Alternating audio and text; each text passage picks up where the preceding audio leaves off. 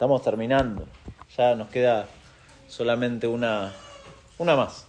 Una reunión más y vamos a estar terminando Gálatas. Y es una alegría para mí. Hoy no me traje reloj, así que ore por mí. Así que vamos a estar abriendo Gálatas, capítulo 6. Vamos a leer desde el versículo 6 al 10. Vamos a pedirle al Señor nos guíe en este tiempo. Y dé sensibilidad a nuestro corazón en las cosas que Pablo va terminando. Es como que uno se da cuenta, a medida que uno va leyendo, se da cuenta de que Pablo está terminando y quiere dejarle cosas prácticas a estos hermanos en las iglesias. Son varias iglesias las de Galacia que están leyendo esta carta. Y providencialmente, nos ha llegado a nosotros, eso también. Leemos. Versículo 6 dice: el que es enseñado en la palabra, haga partícipe de toda cosa buena al que lo instruye. No os engañéis, Dios no puede ser burlado, pues todo lo que el hombre sembrare, eso también segará. Porque el que siembra para su carne, de la carne segará corrupción, mas el que siembra para el Espíritu, del Espíritu segará vida eterna. No nos cansemos, pues, de hacer bien, porque a su tiempo segaremos, si no desmayamos.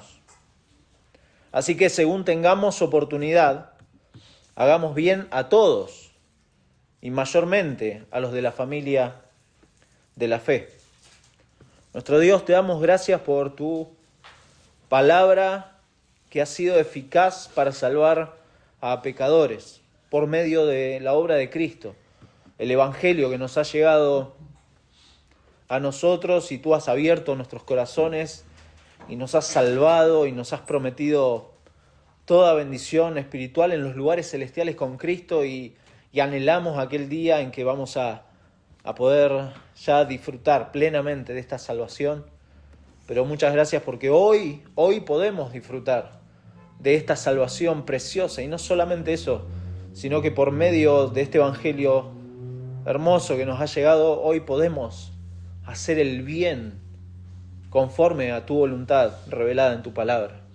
Damos gracias porque hoy podemos abrirla con libertad, podemos meditar en ella, podemos cantar a tu nombre, podemos hacer este culto a ti, Señor, invitados por ti, y hoy queremos, Padre, honrarte también adorándote a través de la predicación de la palabra. Cuida nuestros corazones, nuestros pensamientos, que podamos estar enfocados en tu verdad. Señor, ayúdanos, necesitamos que tu Espíritu Santo esté guiándonos para seguir creciendo en santidad. Y Padre, si está en tus planes en esta mañana y obras misericordia en esos corazones que no te conocen, Padre, vamos a alegrarnos junto con los ángeles cuando veamos esos pecadores que vienen a Cristo. Señor, rogamos todas estas cosas en el nombre de Jesús. Amén. Amén. Le pregunté a la inteligencia artificial, o a la IA, como le dicen algunos, ¿qué es hacer el bien? No se preocupen, algunos me están mirando medio raro, no armé el sermón con inteligencia artificial. Algunos lo hacen. Pero me contestó lo siguiente: hacer el bien es una acción que implica ayudar a los demás, ser empático, amable y altruista. Además puede tener efectos positivos en la salud mental y física y en las relaciones sociales. Algunas de las ventajas de hacer el bien son equilibrar el estado de ánimo. Al ayudar a los demás, el cuerpo libera sustancias químicas que contrarrestan el estrés, la tristeza o la ira. Sentirse más realizado. El voluntariado puede dar un sentido de propósito y significado a la vida. Construir relaciones sociales.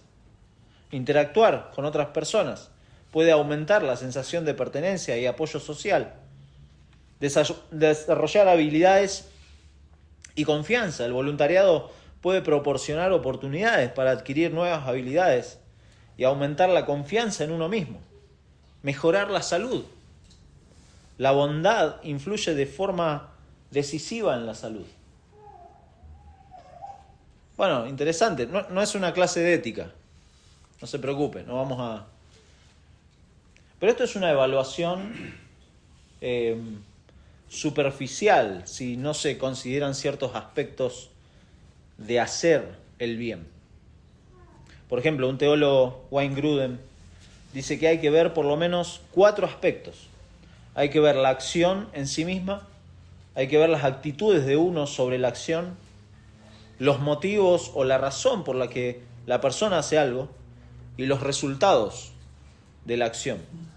De ahí que para el cristiano, para el creyente, es necesario conocer lo que la palabra de Dios dice respecto a esa acción. Dado que obviamente la autoridad que tiene el creyente para realizar cualquier acción es la palabra de Dios. No sé si se entiende, parece un trabalengua, pero el cristiano tiene como autoridad la palabra de Dios sobre su vida y todo lo que hace lo hace en función de lo que Dios dice en su palabra y evalúa las cosas conforme a lo que Dios dice. Y conforme uno analiza esto, puede ir viendo cómo los otros aspectos se pueden ir dando, cómo uno tiene que pensar en fuentes de información, de cómo uno tiene que ser orientado a realizar ciertas acciones. Usted tiene que tomar una decisión, tiene que evaluar bien cómo toma las decisiones, cómo acciona en su vida. Porque evidentemente hay cosas puntuales, por ejemplo, que la Biblia no nos dice cómo actuar. Hay cosas que la Biblia no nos dice cómo actuar, porque evidentemente la Biblia fue escrita en otra cultura, en otro idioma, a otro tipo de gente, en otra historia. Sin embargo, Dios, dice en Romanos 1, Él ha grabado sus leyes en nuestros corazones. O sea, los principios fundamentales han sido grabados en nuestros corazones. Y aún siendo incrédulos, yo no sé si se acuerda de su vida de incrédulo, pero usted tenía una conciencia del bien y del mal. Obviamente una conciencia distorsionada por el pecado, ¿no?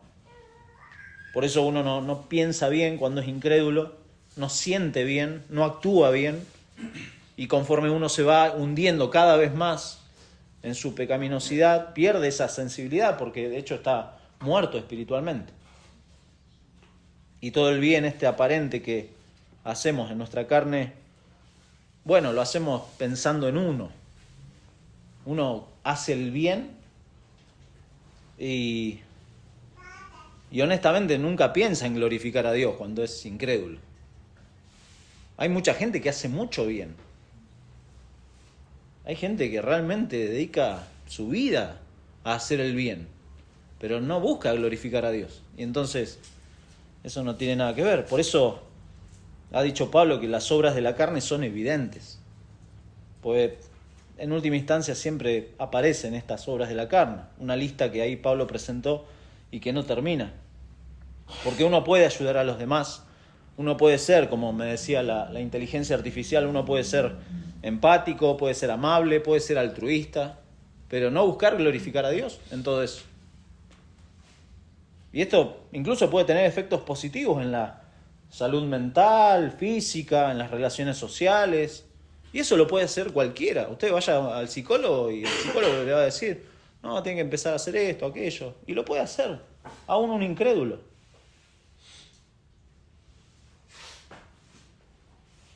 Pero piense un momento, ¿no? Lo que Cristo hizo por el pecador no tiene nada que ver con el bien como lo define la inteligencia artificial, por ejemplo. Porque Cristo dio su vida no para ser empático, amable o altruista. Él dio su vida para salvar al pecador. No concuerda, ¿no?, con esto. De hecho, hay un relato, acompáñame en Mateo, un segundo. Mateo capítulo 16. Jesús le va a hablar a sus discípulos acerca de este bien que Él va a hacer por el pecador, que es dar su vida. Capítulo 16, versículo 21 dice, desde entonces comenzó Jesús a declarar a sus discípulos que le era necesario ir a Jerusalén y padecer mucho de los ancianos, de los principales sacerdotes y de los escribas, y ser muerto y resucitar al tercer día. Entonces Pedro, tomándolo aparte, comenzó a reconvenirle, diciendo: Señor, ten compasión de ti. En ninguna manera esto te acontezca. Acá Pedro le quería hacer un bien a Jesús. Eran buenos deseos, ¿no? No, Señor, por favor, ¿cómo vas a pensar esto? No. Pero él, Jesús, volviéndose, dijo a Pedro: quítate de delante de mí, Satanás. Me eres tropiezo, porque no pones la mira en las cosas de Dios, sino en la de los hombres. No pones. Entonces Jesús dijo a sus discípulos: si alguno quiere venir en pos de mí, niéguese a sí mismo y tome su cruz y sígame, porque todo el que quiera salvar su vida la perderá, y todo el que pierda su vida por causa de mí la hallará. Ahí Jesús está mostrando el bien supremo, el bien de él entregar su vida por el pecador, y mostrando que Pedro no estaba pensando bien y no estaba pensando en hacerle bien, no le estaba haciendo bien, porque no estaba poniendo la mira en las cosas de Dios. Pedro quería el bien de Jesús, entre comillas, y Jesús le mostró el bien conforme a la voluntad de Dios. Pablo le escribe a los hermanos acá, exhortándolos a perseverar en hacer bien delante de Dios, hacia todos, y principalmente a la familia de la fe. De ahí que la idea del sermón de hoy es que los cristianos, a la luz de la palabra, tenemos que hacer bien a todos, y especialmente a nuestros hermanos en la fe. Los cristianos, a la luz de la palabra, tenemos que hacer bien a todos, y especialmente a nuestros hermanos en la fe. Lo vamos a ver en tres partes. En primer lugar, hacer bien a quienes nos instruyen, versículo 6. En segundo lugar, hacer bien considerando a Dios y su palabra, versículos 7 y 8. Y en tercer lugar, hacer bien a todos, especialmente a los creyentes, versículos 9 y 10. Veamos, en primer lugar, hacer bien a quienes nos instruyen, versículo 6 de Gálatas 6. Dice: el que es enseñado en la palabra, haga partícipe de toda cosa buena al que lo instruye. Bueno, en el siglo I, muchos maestros de filosofía cobraban por sus enseñanzas. Eran maestros remunerados. Muchos maestros griegos insistían en que tanto ellos como sus estudiantes debían tener todas las cosas en común. Y algunos grupos de maestros y discípulos efectivamente vivían en comunidad. Eso se trasladó después en la historia. Es muy interesante cómo se trasladó al tema de los monasterios, en donde vemos maestros y una comunidad cerrada, en donde todos vivían y todos tenían las cosas en común. En Asia Menor, incluyendo acá Galacia, se les hacía pagar una cuota incluso a las personas que entraban al templo, a los templos paganos. Les hacían pagar una cuota, o si participaban en algún grupo en particular, tenían que hacer eso. Pablo, volviendo a este tema de la responsabilidad colectiva, pues en versículo 2 había dicho: sobrellevad los unos las cargas de los otros, y cumplid así la ley de Cristo. Y a fin de no caer en un individualismo extremo, porque después va a hablar de la responsabilidad personal que tiene cada uno, habla de llevar una de las cargas que muchas veces no le damos valor o malinterpretamos. De hecho, el mundo incrédulo, los no creyentes, algo que han criticado muchas veces en los creyentes es cómo manejan el dinero o cómo manejan el sostenimiento de quienes enseñan. Lamentablemente, por el mal uso de estas cosas, muchos han caído en la misma bolsa, ¿no? Pero así como en la antigüedad también había charlatanes, había gente que iba atrás, como dice Pablo, ganancias deshonestas. La iglesia acá es advertida incluso acerca de los falsos maestros que muy posiblemente apuntaban a estas cosas. Los falsos maestros lo primero que hacían era hablar de estas cosas y enfocarse en esto. Esto no es nuevo. A ver, si usted lo piensa, el falso evangelio de la prosperidad, que algunos piensan que es muy reciente, esto ha sido desde siempre, no es nuevo. De hecho, Pablo coloca en los requisitos inamovibles que hay para los pastores y para los diáconos también este punto de no ser codiciosos de ganancias deshonestas. Ahí en 1 Timoteo 3. Pero también en 2 Corintios 9, 7 al 8, dice: cada uno, enseñando sobre la ofrenda, cada uno dé como propuso en su corazón, no con tristeza ni por necesidad, porque Dios ama al dador alegre. O sea, fíjese como el contexto de esta ausencia de tristeza y ausencia de una carga, no es una carga. Y poderoso es Dios para hacer que abunde en vosotros toda gracia. O sea, toda predisposición a esto, a fin de que teniendo siempre todas las cosas, todo lo suficiente, abundéis para toda buena obra. De nuevo, buena obra no es solamente una acción, es una palabra que habla de algo moralmente bueno y que es colectivamente útil. Agathos es la palabra. Y acá se usa de nuevo cuando dice: el que es enseñado en la palabra, haga partícipe de toda cosa buena.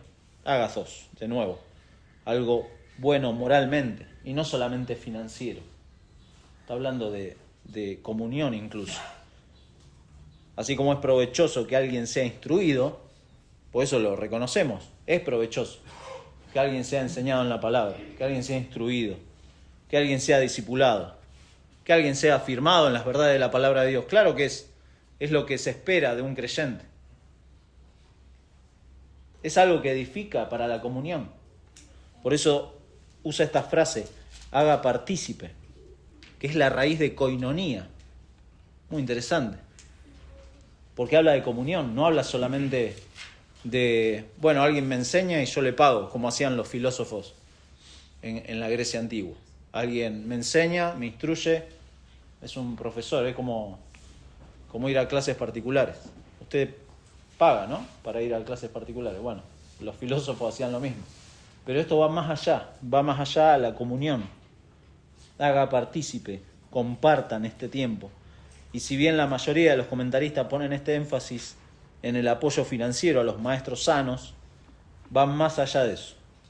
Habla de personas que andando en el Espíritu muestran el fruto de benignidad y bondad que ha hablado Pablo ya a sus hermanos. Lamentablemente, claro, a lo largo de la historia y más en la actualidad, los cristianos hemos hecho culto al consumismo. Venir a la iglesia se ha convertido en algo de consumismo. ¿Cómo es eso? Bueno, vengo, me siento, veo cómo va todo, a ver si me gusta o no me gusta, a ver si me gusta una canción o no me gusta. Veo a ver si lo que dice el pastor me sirve o me gusta y me voy a casa. Ese es el pensamiento consumista del cristiano actual y de toda la historia. Consumo, veo si me sirve o no y sigo con mi vida. Por eso es muy exitoso esto de las redes sociales. Es como ir y sentarse y hacer una búsqueda en YouTube. Por eso hay personas que les encanta recorrer las redes, ver videos, ir a conferencias, porque es consumismo, puro consumismo, y no hay compromiso. Y mucho menos si eso implica cuidarnos en todo sentido unos a otros. Porque no tengo que cuidar ni que rendir cuentas al pastor de YouTube. ¿Se da cuenta? No hay comunión ahí. Y mucho menos piense que es cristianismo eso. No, por favor. Por favor. Yo sé que ha sido muy útil las redes sociales, pero no piense que eso es un medio de gracia equivalente a la oración, a la palabra de Dios y a la comunión con sus hermanos? No, nada de eso. Nada de eso. Porque no es cuidarse unos a otros. Y mucho menos esto de qué hacen los hermanos con sus cosas materiales. Por eso es lo que está hablando Pablo acá, ¿no? Pues las cosas materiales dan evidencia al valor que le damos a las cosas espirituales, de alguna manera. Y es ahí donde vemos nuestro corazón, ¿sí? Lo dijo Jesús ahí en Mateo 6:21. Donde esté vuestro tesoro, allí estará vuestro corazón. Y no deja grises. Es ahí donde va a estar el corazón. Si usted ha recibido beneficios espirituales de parte del Señor, y de hecho creo que todo creyente puede poner incontables beneficios espirituales, mi hermano, no se convierta en un depredador de esos beneficios. No se convierta en eso.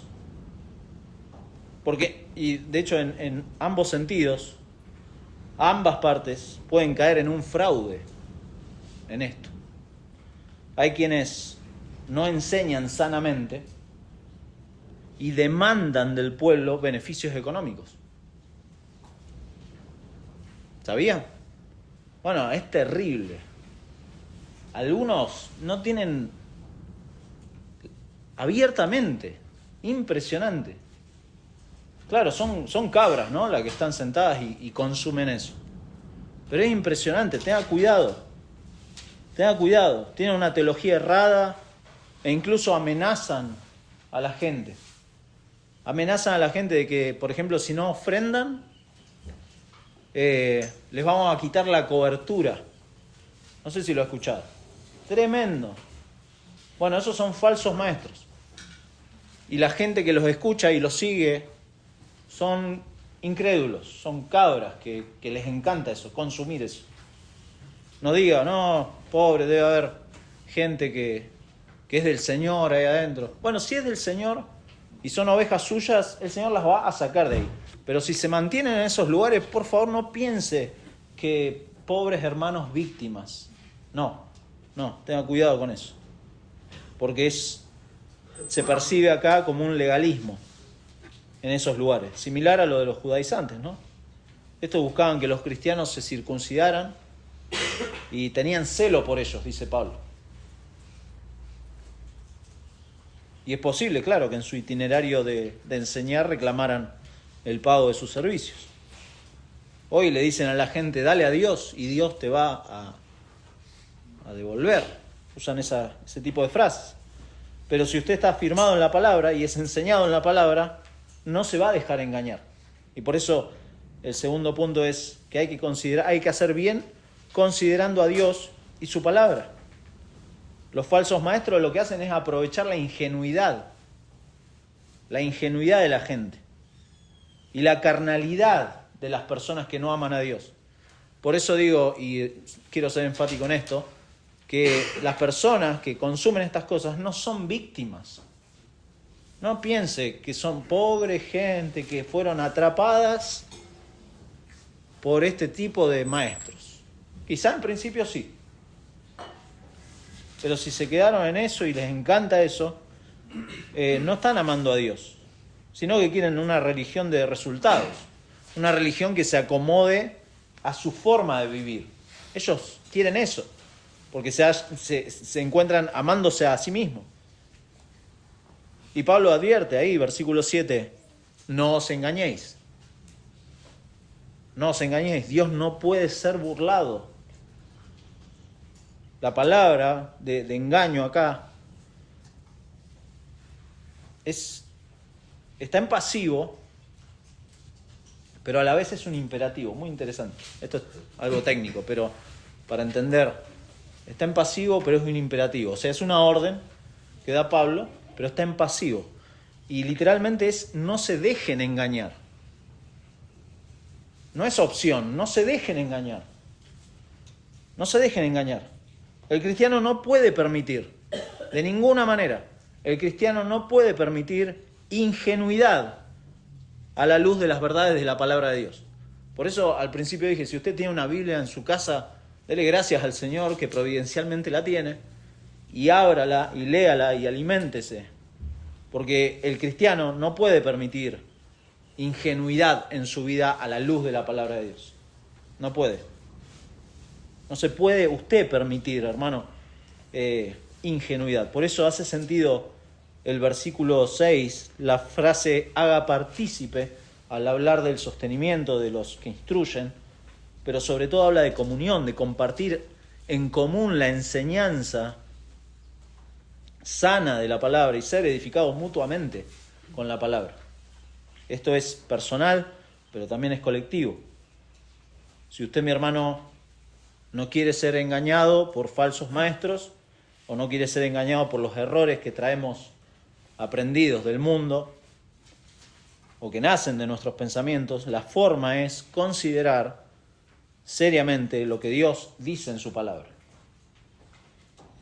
Porque Dios no puede ser burlado. Dios no puede ser burlado. Y su palabra no puede ser desechada así nomás. Ese es el sentido de toda esta oración. No se dejen engañar, pensando en el contexto, ¿no?, de estos falsos maestros que estaban deformando el Evangelio, que querían desviarlo del verdadero Evangelio, presentando un mensaje como si fuera de Dios. Porque ellos no, esto es importante recordarlo, ellos no rechazaban a Cristo. No rechazaban la cruz, no rechazaban el mensaje del Evangelio. Eran muy astutos en ese sentido. E incluso decían que su mensaje era un mensaje de Dios. Pero Pablo les dice, no os engañéis. Dios no puede ser burlado. Dios no puede ser burlado. Esta gente pensaba que se podía burlar de Dios. Tremendo. Es un poco el sentido que Primera de Juan usa cuando dice el que dice que no tiene pecado le hace a Dios mentiroso. O sea, se quieren burlar de Dios. En Ezequiel, acompáñeme, en Ezequiel, el profeta Ezequiel usa también una imagen. Ezequiel capítulo 8. Ezequiel escribe al Israel que está deportado, que está siendo, lo que Dios les había prometido, que si le desobedecían, que si andaban en la dureza de su corazón, iban a terminar así, iban a terminar deportados a otras naciones. Y en capítulo 8, versículo 16, después de mostrarle parte del templo, dice versículo 16, y me llevó al atrio de adentro de la casa de Jehová. Y he aquí, junto a la entrada del templo de Jehová, entre la entrada y el altar, como 25 varones, sus espaldas vueltas al templo de Jehová, y sus rostros hacia el oriente, y adoraban al sol, postrándose hacia el oriente. Y me dijo, ¿no has visto, hijo de hombre? ¿Es cosa liviana para la casa de Judá hacer las abominaciones que hacen aquí? Después que han llenado de maldad la tierra, se volvieron a mí para irritarme. He aquí que aplican el ramo a sus narices. Y escuche lo que dice Dios a esta gente que pretende burlarse de Dios. Pues también yo procederé con furor. No perdonará a mi ojo, ni tendré misericordia. Y gritarán a mis oídos con gran voz, y no los oiré. Y no los oiré. Esta gente pretendía burlarse de Dios. De hecho, la frase esa que, si usted la lee ahí, y yo en principio tampoco la entendía, he aquí que aplican el ramo a sus narices. Era una costumbre de mostrar humildad delante de las autoridades, llevarse como una rama o la mano a la boca para dirigirse a la autoridad. Pero acá Ezequiel lo usa como una forma de burla, de que ellos mostraban una falsa humildad o una falsa religión delante de Dios, llevándose el ramo a sus narices. Pero dice Pablo en Gálatas, Dios no puede ser burlado. Un creyente que peca puede estar, claro, negando al Señor. Y si es un hijo de Dios, se está exponiendo a la disciplina del Señor por cuanto es una oveja del Señor. Y el Señor se va a encargar de los hijos, de sus hijos. Sus hijos no son bastardos, dice Hebreos, ¿no? Dios se va a encargar. Pero el que peca con la idea, con esta idea, de que es inmune al parámetro de santidad de Dios, se burla de Dios como un incrédulo. Desconoce la verdad de Dios. Esta verdad de que de Dios nadie se burla. De Dios nadie se burla. Por eso dice, versículo 7, pues todo lo que el hombre sembrare, eso también segará. Todo lo que el hombre sembrare. Y acá tenemos un conector de causa. Es decir, la causa por la que Dios no puede ser burlado es porque Dios ha establecido una ley que podemos verla a lo largo de las Escrituras y de la historia. Todo lo que el hombre sembrare, eso también va a segar, a cosechar. Es este principio de lo que se cosecha, se siembra. Se cosecha lo que se siembra. Mi mamá veía, incluso los incrédulos, usted habla con los incrédulos y saben de esto, de que se cosecha lo que se siembra. Mi mamá veía una novela, el que tiene más de 40, capaz de la Cosecharás tu siembra, se llamaba la novela. Y claro, los incrédulos saben de esto, de que si usted planta una semilla de determinada cosa, no va a salir otra cosa, no va a salir un automóvil. Va a salir lo que sembró. Es 2 más 2, no hay que ser un genio. Pero acá en el contexto principalmente habla de ser, sí, generoso en el dar, pero parece que Pablo lo va extendiendo a la vida en general, con miras al día final, porque después va a hablar de la vida eterna. Entonces está mirando más allá. En versículo 5 ya dijo que cada uno va a llevar su propia carga delante del Señor el día final. Nadie va a poder poner excusas el día final. Pero claro, uno no ve la cosecha inmediata. Pero uno debe saber acerca del carácter veraz de Dios y de la promesa de su palabra que hablan de esta ley. ¿Cuál es la razón, entonces, por la cual Dios no puede ser burlado? Versículo 8. Porque el que siembra para su carne, de la carne segará corrupción. Mas el que siembra para el Espíritu, del Espíritu segará vida eterna. Interesante, fíjese que el foco acá no está en la semilla en sí, lo que se siembra, sino en el destino de la semilla. Por eso dice, para su carne, para el Espíritu. El destino.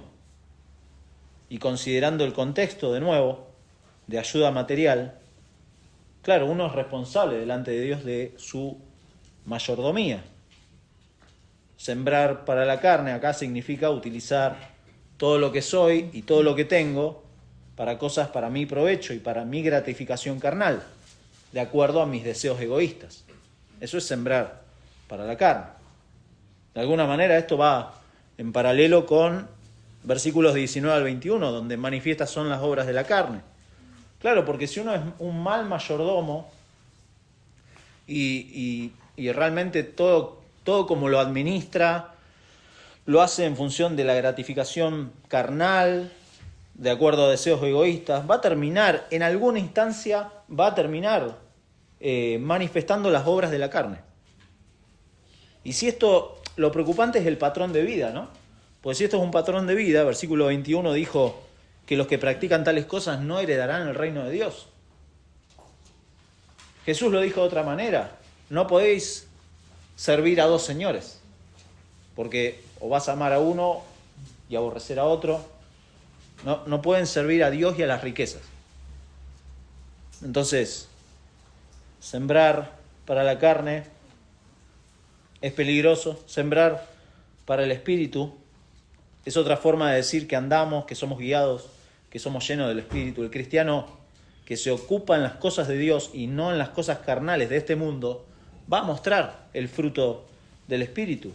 Y con la ayuda del Señor va a ir despojándose de las cosas de este mundo y va a ir mostrando ese fruto.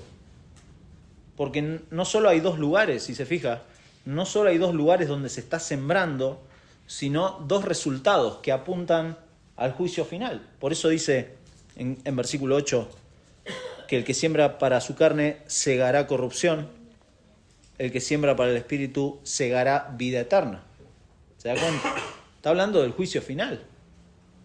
Entonces, el que siembra y su patrón de vida es sembrar para la carne, y su foco de atención y su corazón y su amor y toda su dedicación en su vida es sembrar para la carne, no va a cegar otra cosa que corrupción, no va a cegar otra cosa que un dejarlo de lado en la herencia del reino de Dios.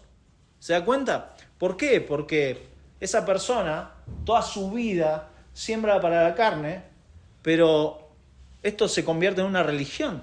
Venir los domingos, ir a tal o cual reunión, leer la Biblia, orar. Esas cosas se convierten en una religión para esta gente. Pero en su vida y su foco y su corazón está puesto en sembrar para la carne. Sembrar para la carne. Hace el resto de las cosas como para quedar bien con su conciencia y mostrar una apariencia de religión, pero no está sembrando para el Espíritu. No está pensando en glorificar a Dios con su vida.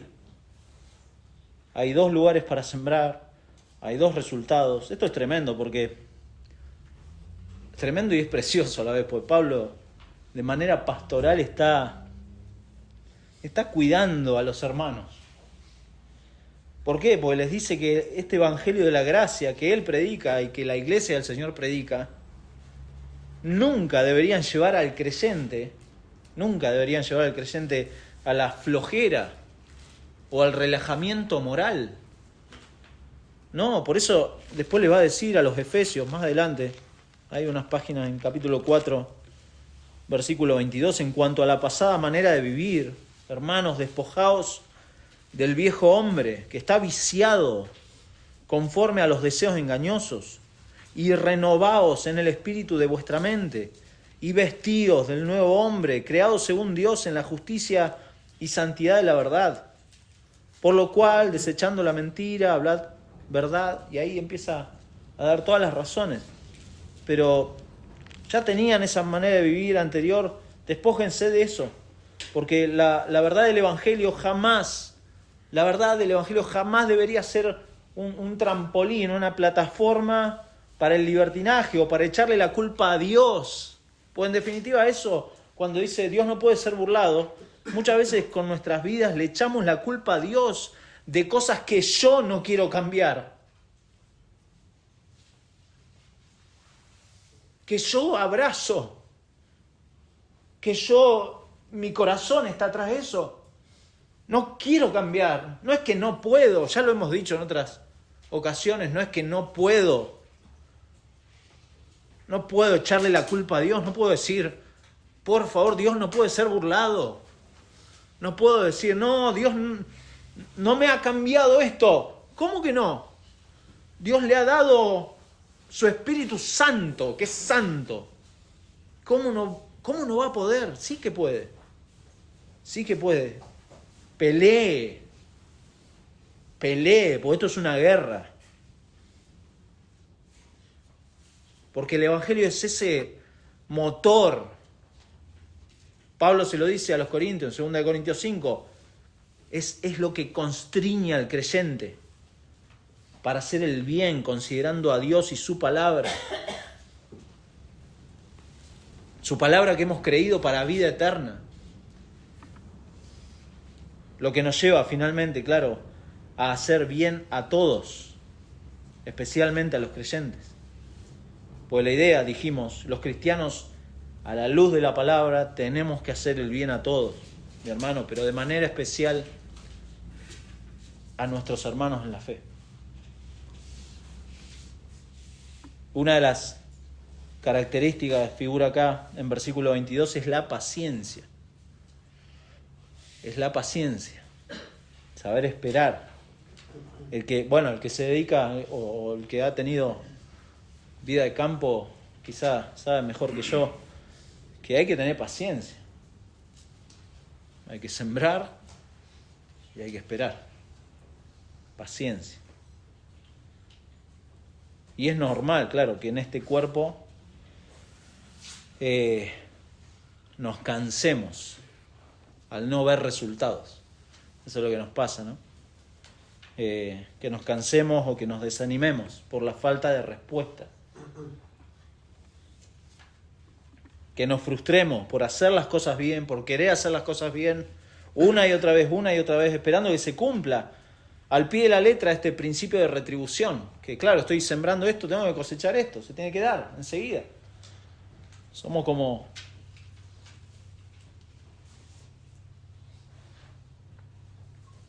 Pero en este contexto de pruebas, de frustraciones, de persecuciones, los cristianos, fíjense, no fueron animados con palabras vacías o con un positivismo tonto. Tampoco con la idea de prosperidad. No es que le dijeron, usted siembre esto y va a cosechar aquello. No, nada de eso. Cansarse y desmayar son palabras que hablan de quedar exhaustos, de darse por vencido. Y les dice ahí, no nos cansemos pues de hacer bien, porque a su tiempo segaremos si no desmayamos. A su tiempo, cansarse y desmayar. ¿Cuál es la causa de cansarse y desmayar acá? Hacer el bien. Hacer el bien, mostrar las características del fruto del Espíritu, sabiendo que la cosecha es algo determinado por el Señor, no por uno.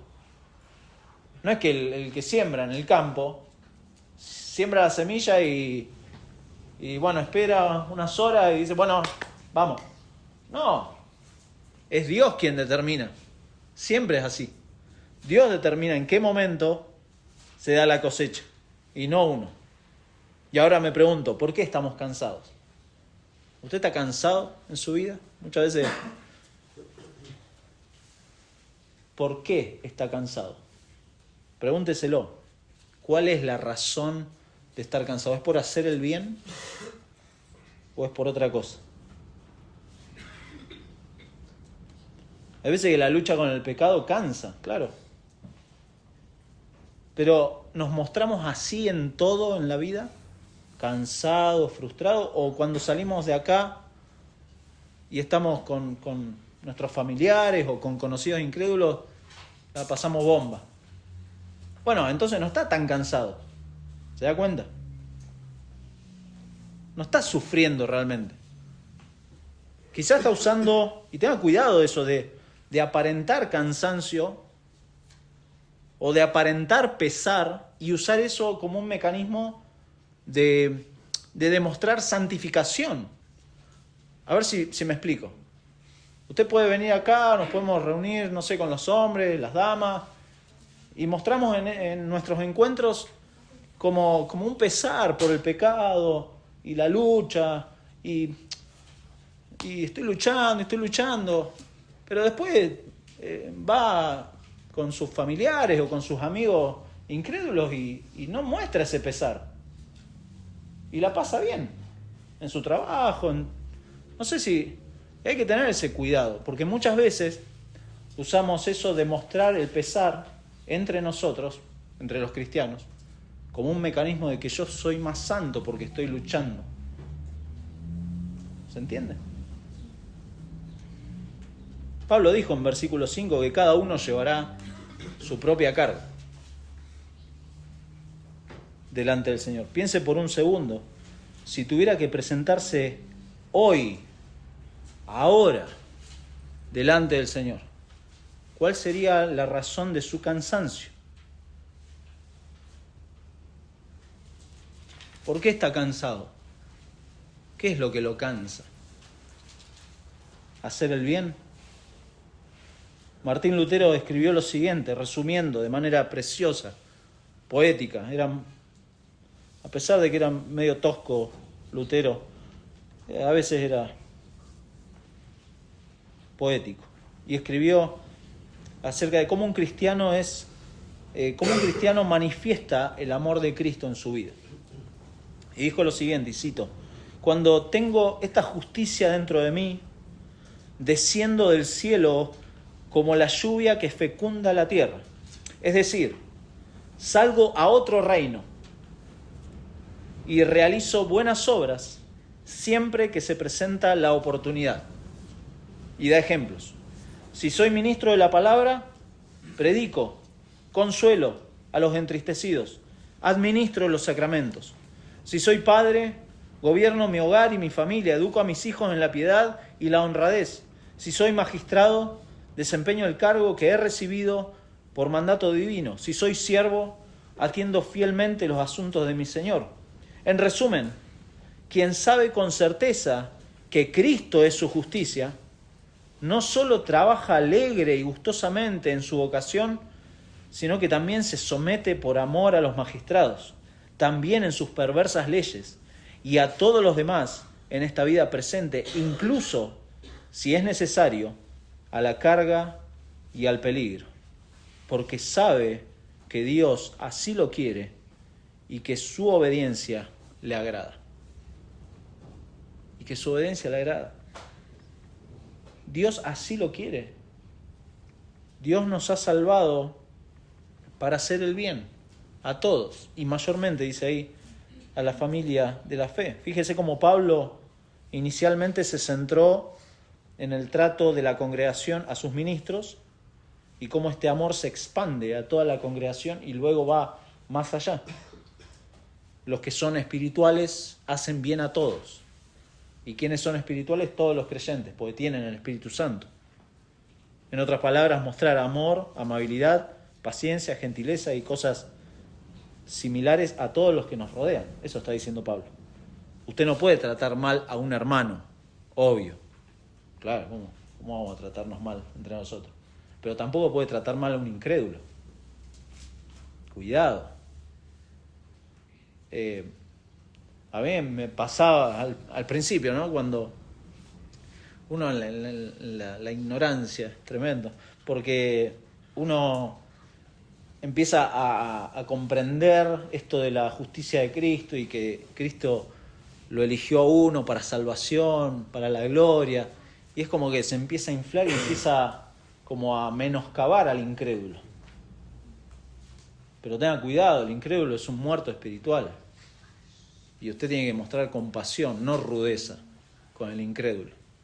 Usted no puede andar por la vida como esos creyentes arrogantes que se llevan al mundo por delante. No, tiene que mostrar el amor de Cristo. El amor de Cristo.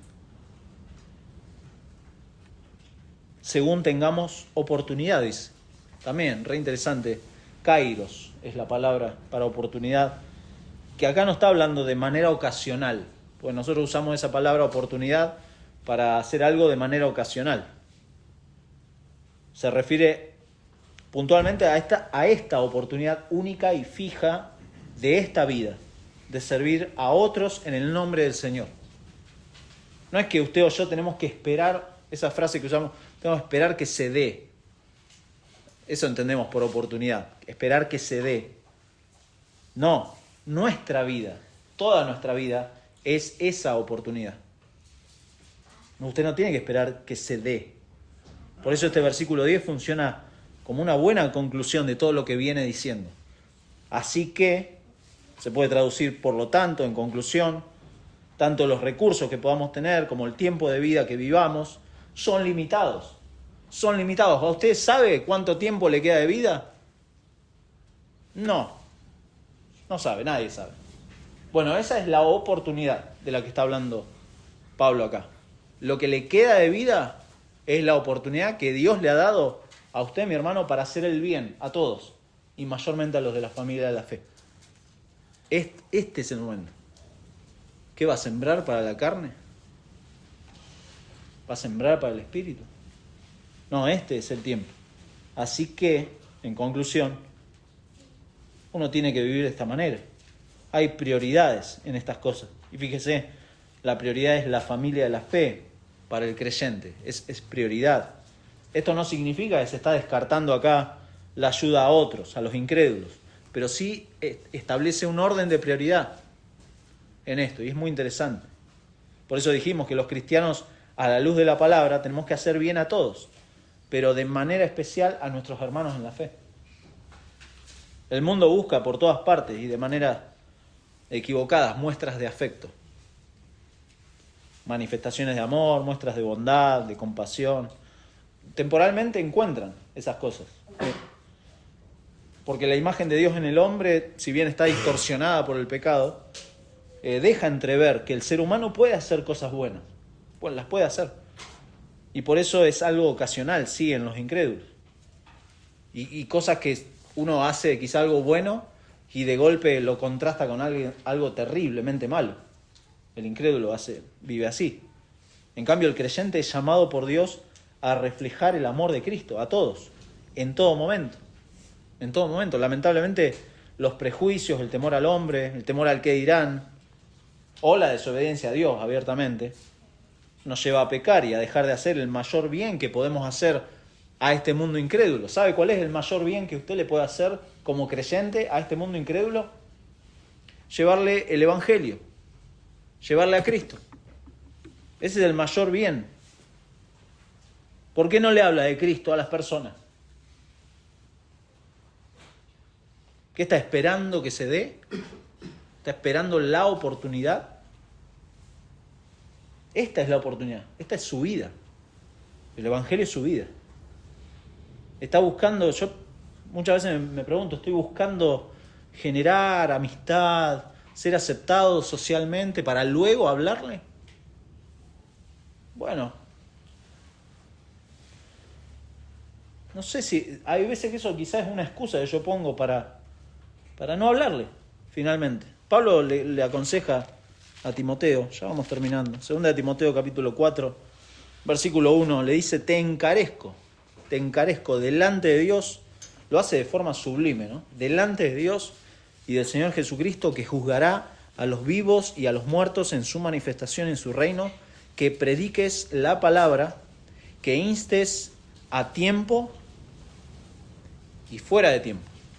O sea, en todo momento. Fuera de tiempo habla también de eso, de la oportunidad. Redarguye, reprende, exhorta con toda paciencia y doctrina, porque vendrá tiempo cuando no sufrirán la sana doctrina, sino que teniendo comezón de oír, se amontonarán maestros conforme a sus propias concupiscencias y apartarán de la verdad el oído y se volverán a las fábulas. Pero tú, sé sobrio en todo, soporta las aflicciones, haz obra de evangelista, cumple tu ministerio. Este es el tiempo, mi hermano, para hacer el bien. Y el bien mayor hacia los incrédulos, sin duda, es evangelizar. Usted puede ir al incrédulo y ayudarlo en materia de llevarle un alimento, y es correcto, está bien, está muy bien. Está bien, Cáritas también lo hace, la municipalidad a veces lo hace también, el gobierno provincial, el gobierno nacional. Los incrédulos lo pueden hacer eso también.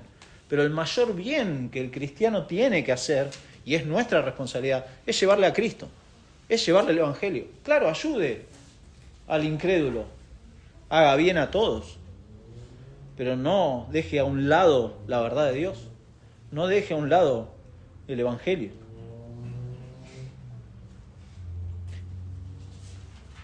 Y otra pregunta para ir terminando. El uso de sus bienes materiales y su responsabilidad con ellos, con su mayordomía, ¿muestran esta clase de amor y fruto del Espíritu en bondad hacia los demás? Porque es sembrar. ¿Para qué está sembrando? ¿En qué está invirtiendo? La pregunta que le hice antes, ¿cuánto sabe lo que va a vivir usted? Algunos pensamos que vamos a vivir para siempre. No. ¿Cómo sabe que esta oportunidad que le está dando el Señor se va a extender en el tiempo? No lo sabemos. Por eso no actuemos, mi hermano, con necedad, como el hombre que Dios le dijo en Lucas 12, necio, esta noche vienen a pedirte tu alma y lo que has provisto, ¿de quién será? ¿De quién será? Y Jesús dijo, así que el que hace para sí tesoro y no es rico para con Dios, o sea, es un necio. El apóstol Pablo, si bien se cuidaba de este derecho de ser sostenido para que no fuera tropiezo para los cristianos, siempre, es muy interesante, siempre mandaba a las iglesias a hacerlo. ¿Por qué? Porque Pablo entendía el peligro que representaba en nuestros corazones el amor al dinero. El amor al dinero y viendo la necesidad de levantar otros obreros para la mies.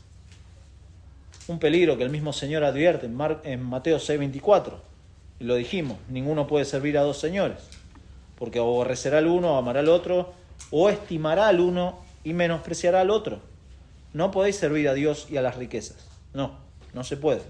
Pablo le escribe a los Corintios, 2 Corintios 8 y 9, dice, no hablo como quien manda, sino para poner a prueba, por medio de la diligencia de otros, también la sinceridad del amor vuestro, porque ya, y acá da la razón, la razón por la cual el cristiano se mueve en la vida, porque ya conocéis la gracia de nuestro Señor Jesucristo, que por amor a vosotros se hizo pobre, siendo rico, para que vosotros con su pobreza fueseis enriquecidos.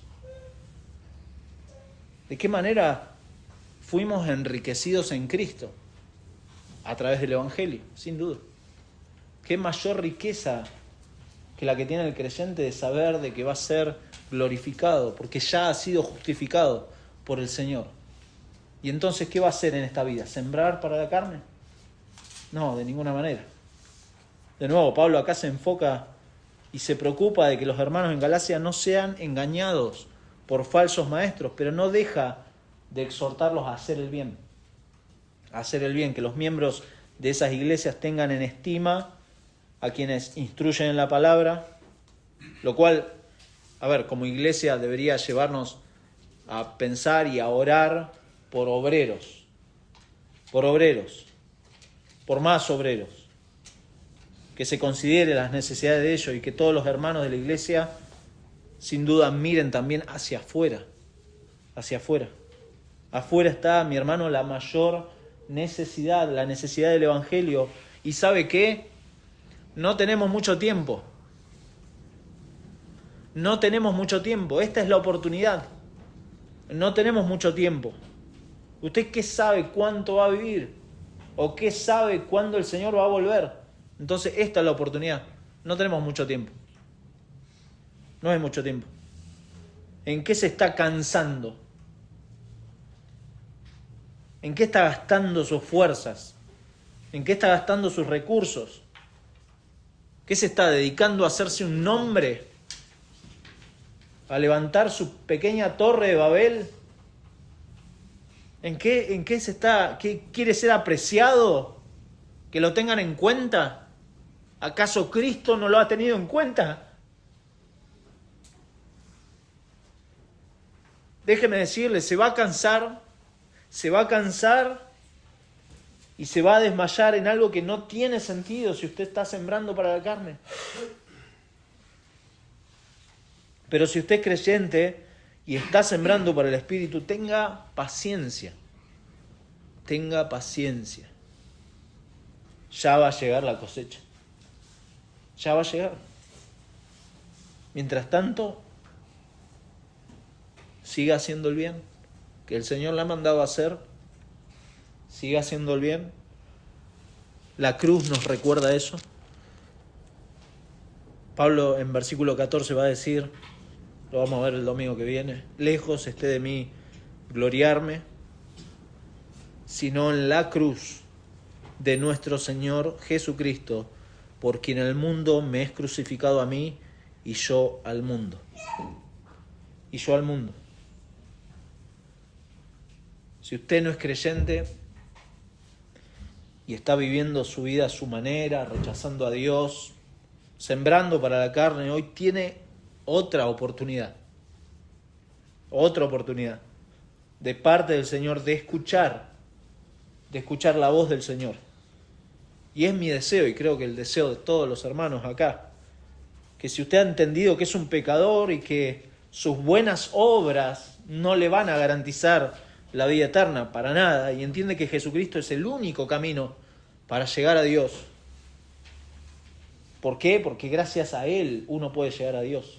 Él vivió la vida justa y murió como sustituto del pecador.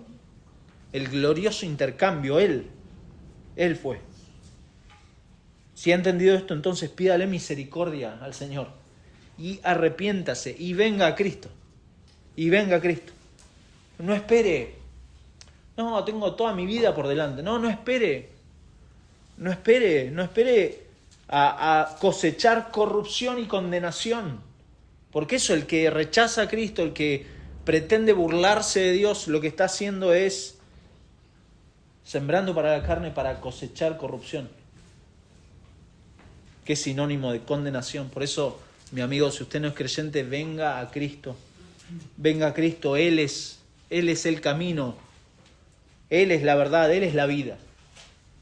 Y nadie se va a burlar de Dios y nadie se va a acercar a Dios si no es por medio de Cristo. Por eso esta es la oportunidad que tenemos.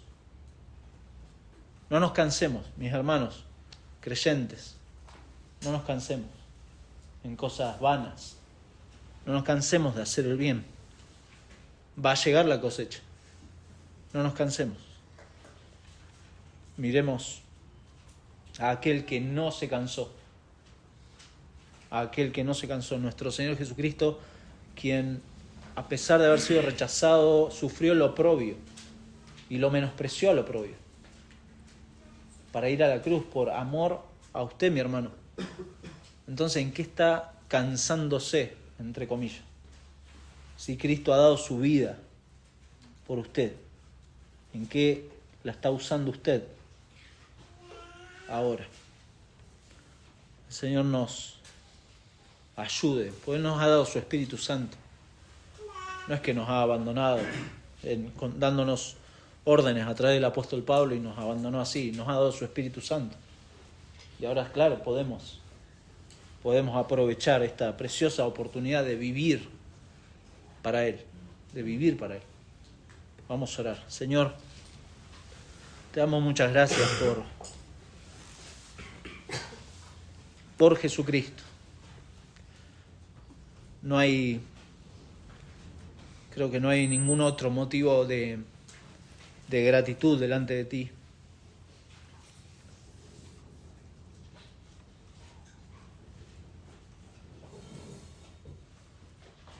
Pensar en lo que Cristo ha hecho por cada uno de nosotros ya es suficiente motivo y motor para decir, ya no vivimos nosotros. Hemos sido crucificados con Cristo y ya no vivimos nosotros. Y lo que ahora vivimos, lo vivimos en la fe del Hijo de Dios, el cual me amó, se entregó por mí, y hoy podemos vivir en esa gracia y disfrutando de tu misericordia. ¿Cómo podemos pensar que nos has dejado simplemente abandonados si estás todos los días sosteniendo a tus hijos, a tus ovejas? Señor, guarda nuestros corazones de la religiosidad, de pensar de que salimos por esas puertas y ya no tenemos nada que ver contigo. Por eso, Padre, ayúdanos a no cansarnos en cosas vanas, a no desmayar, a seguir haciendo el bien. Danos el coraje y las palabras para hacer el mayor bien a los incrédulos, que es llevarles el Evangelio. Ayúdanos, Señor, hasta que todo esto termine, porque esta es la oportunidad que nos has dado. Después de que nos muramos o después de que tú vuelvas, ya no va a haber oportunidad para seguir haciendo el bien. No tiene sentido. Por eso, Padre, nos has dejado aquí para mostrar realmente estas características del fruto del Espíritu, Señor, a todos. y mayormente a nuestros hermanos. Te damos gracias por la familia de la fe que nos has regalado, Señor, porque también es parte de tu gracia el poder tener una iglesia local, el poder disfrutar la comunión, el poder exhortarnos unos a otros, el poder animarnos, el poder crecer en comunión. Señor, gracias porque esto es invaluable. El mundo busca todo esto en lugares equivocados, Señor, y tú en tu gracia nos has provisto de todos estos medios. Señor, que valoremos realmente esto que en Cristo ahora tenemos. Y además toda bendición espiritual en los lugares celestiales esperamos. Claro que sí, esperamos su regreso. Anhelamos, amamos su venida. Pero entendemos, Padre, que este es el tiempo que nos has dado ahora para que con tu ayuda, Señor, seamos lo que somos. Por favor, Señor, ayúdanos. Ayuda a mis hermanos esta semana, cuídalos. Guarda a todos nuestros hermanos en cada punto de este país, Señor, que están queriendo ser fieles a ti y siguen predicando el Evangelio. Ayúdalos, consuela sus vidas. Fortalece esas manos, esos pies, Señor, para que tu nombre sea glorificado en cada iglesia local y en cada vida de cada creyente en particular, Señor. Te lo pedimos, te lo rogamos en el nombre de Jesús. Amén. Amén.